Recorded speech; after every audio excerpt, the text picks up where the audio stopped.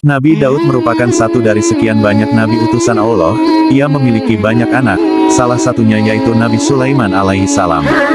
Ia juga keturunan Nabi Ibrahim alaihi salam, dari anaknya Nabi Ishak alaihi salam. Nabi Daud menetap di kota Bethlehem, Palestina, dan menjadi pimpinan Bani Israel setelah terbunuhnya Raja Talut. Sebagai pemimpin, ia selalu memberi keputusan dengan adil dan bijak. Ada sebuah kisah yang menarik, mengenai Nabi Daud yang melawan Jalut, pada suatu peperangan. Setelah wafatnya Nabi Musa alaihi salam, kaum Bani Israel tidak memiliki seorang pemimpin. Allah subhanahu wa ta'ala, memberi petunjuk dengan mewahyukan Samuel, seorang nabi yang diutus kepada Bani Israel. Kemudian dinobatkanlah Talut sebagai raja kaum Bani Israel.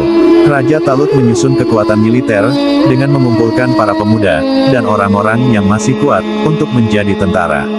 Tentara tersebut sengaja dilatih sebagai persiapan untuk menghadapi bangsa yang terkenal kuat, juga berani dan telah lama menguasai Palestina. Ketika Talut merekrut orang-orang menjadi tentara, Nabi Daud bersama dua orang kakaknya diperintahkan oleh ayah mereka, untuk bergabung dalam barisan laskar Talut. Meski demikian, ayahnya berpesan kepada Nabi Daud, agar ia berada di barisan belakang, karena usianya masih sangat muda, dan tidak memiliki pengalaman berperang.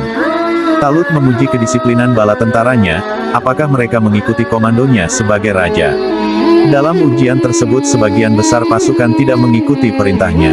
Hanya sebagian kecil saja yang patuh, termasuk Nabi Daud alaihi salam. Melihat pelanggaran tentaranya, Talut bersikeras untuk membela tanah Palestina, dan dengan menuju ke perang.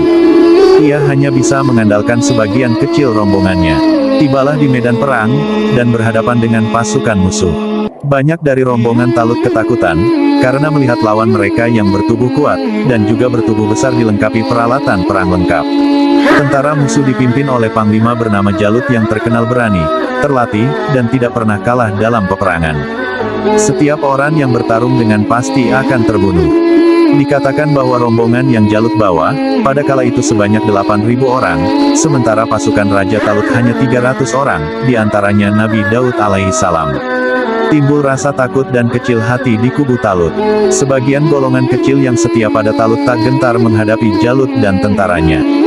Sebab mereka berbekal tawakal, dan iman kepada Allah subhanahu wa ta'ala.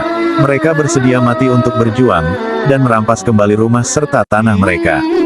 Kelompok yang setia menyemangati kawan-kawan itu, lalu berdoa kepada Allah subhanahu wa ta'ala, sebagaimana yang tercantum dalam Al-Quran Surah Al-Baqarah ayat 250.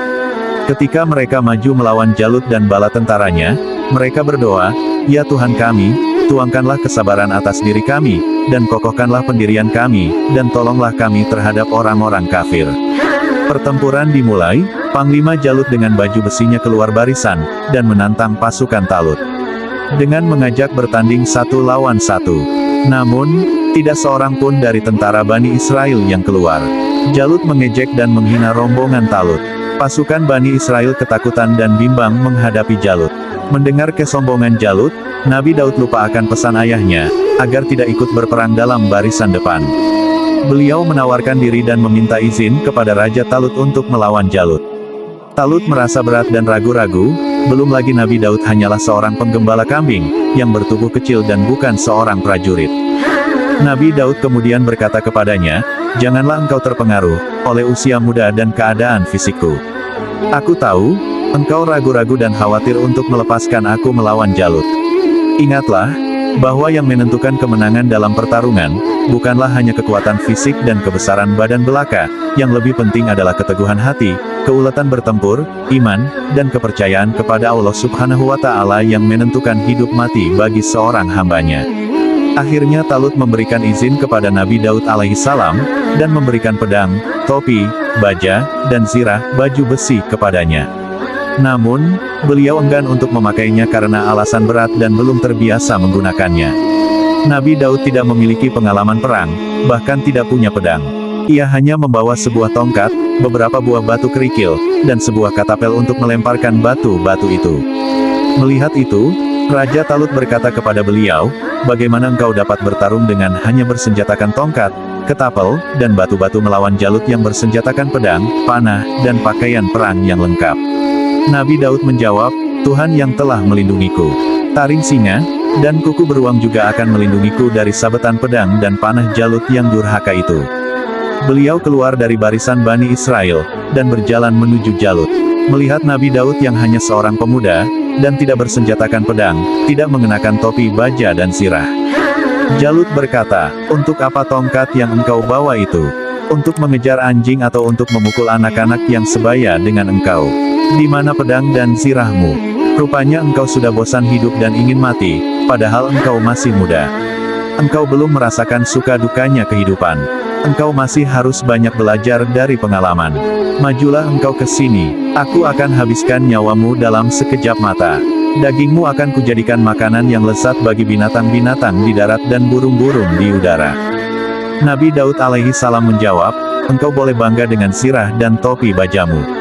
Engkau boleh merasa kuat, dan ampuh dengan pedang dan panahmu. Akan tetapi, ingatlah, ia tidak akan sanggup menyelamatkan nyawamu dari tanganku, yang masih halus dan bersih ini. Aku datang ke sini dengan nama Allah Subhanahu wa Ta'ala, Tuhan Bani Israel yang telah lama engkau hinakan, engkau jajah, dan engkau tundukkan. Sebentar lagi, engkau akan mengetahui, apakah pedang dan panah yang akan mengakhiri hayatku, atau kehendak dan kekuasaan Allah Subhanahu wa Ta'ala, yang akan merenggut nyawamu dan mengirimkan engkau ke neraka jahanam. Jalut melangkah maju mendekati Nabi Daud.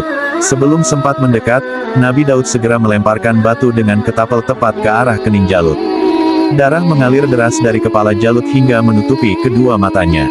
Atas izin Allah Subhanahu wa Ta'ala, pada lemparan batu kedua dan ketiga, Jalut lalu terjatuh. Ia tersungkur di atas tanah, dan mengembuskan nafasnya yang terakhir. Matinya Jalut membuat tentaranya mundur dan lari karena dikejar oleh rombongan Talut. Sebagai imbalan telah mengalahkan Jalut, Nabi Daud dijadikan menantu oleh Raja Talut. Ia dinikahkan dengan putrinya, bernama Mikyal. Sesuai janji Talut, bahwa putrinya akan dinikahkan dengan orang yang bisa mengalahkan Jalut. Nabi Daud alaihi juga diangkat sebagai penasihat, dan orang kepercayaannya Raja Talut. Beliau sangat disayang, disanjung, dan dihormati, oleh mertuanya, dan seluruh rakyat Bani Israel. Daud ditugaskan membasmi musuh yang jauh lebih kuat, dan besar jumlahnya. Namun Nabi Daud justru memenangkan pertempuran itu, dan kembali ke istana dengan disambut luapan kegembiraan rakyatnya. Talut makin merasa iri hati dan sakit hati atas kepopuleran Nabi Daud di mata rakyatnya. Ia terus mencoba membunuh dan menyingkirkan Nabi Daud, dengan berbagai cara, namun selalu menemui kegagalan. Daud dilindungi oleh Allah Subhanahu wa Ta'ala. Akhirnya terjadilah perang terbuka. Dalam peperangan itu Talut tewas. Setelah Talut mati, dan putra mahkotanya juga mati, dalam pertempuran melawan orang-orang yang berpihak kepada Nabi Daud, maka Daud diangkat sebagai Raja Israel yang baru.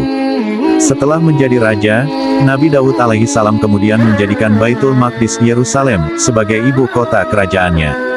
Ketika berusia 40 tahun, Nabi Daud alaihi salam menerima risalah kenabian. Allah memberinya kitab Zabur, dan beberapa mukjizat, telah diangkat oleh Allah Subhanahu wa Ta'ala menjadi nabi dan rasul. Nabi Daud dikaruniai hikmah kesempurnaan ilmu, ketelitian amal perbuatan, serta kebijaksanaan dalam menyelesaikan perselisihan. Nabi Daud diberi kitab suci bernama Zabur oleh Allah Subhanahu wa Ta'ala. Kitab suci ini menghimpunkan tasbih dan pujian-pujian kepada Allah Subhanahu wa Ta'ala. Kisah umat-umat yang dahulu, dan berita nabi-nabi yang akan datang, di antaranya berita tentang akan datangnya Nabi Muhammad Shallallahu Alaihi Wasallam. Nabi Daud alaihi salam diistimewakan oleh Allah Subhanahu wa Ta'ala, yaitu dengan ditundukkannya gunung-gunung supaya bertasbih, memuji Allah bersama Nabi Daud pada waktu pagi, siang dan malam. Demikian pula burung-burung telah ditundukkan kepada Nabi Daud untuk berkumpul memuji Allah bersama Nabi Daud alaihi salam. Di antara mukjizat Nabi Daud yaitu besi dapat dilunakkan seperti lilin, dan dapat dirubah sekehendaknya, tanpa memakai api atau alat apapun. Dari besi itu pula ia dapat membuat baju besi yang dikokohkan dengan tenunan dari bulatan-bulatan rantai yang berkesinambungan jalin menjalin. Jenis baju ini membuat pemakainya bebas bergerak, tidak kaku seperti baju besi yang dibuat dari besi lembaran.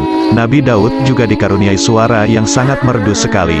Sedang kitab yang diturunkan kepada Nabi Daud namanya adalah Kitab Zabur, yang berisikan pelajaran, peringatan, dan nyanyian pujian kepada Tuhan.